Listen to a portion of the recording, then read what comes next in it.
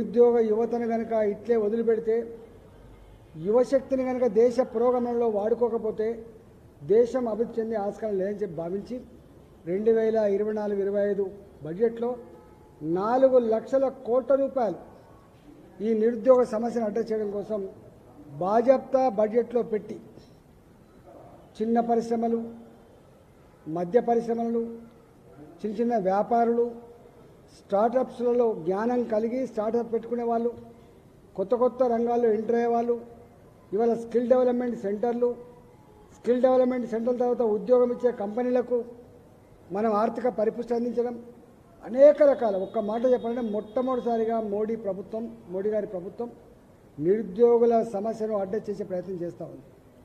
మొన్నటి బడ్జెట్లో కూడా మళ్ళీ బాజాప్తా అనేక రకాల స్కీములు ప్రకటించి ఉంది.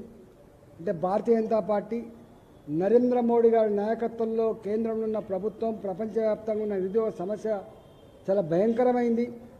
140 కోట్ల జనాభా కలిగినటువంటి ఈ దేశంలో ఈ సమస్య కంటే పెద్ద సమస్య లేదు.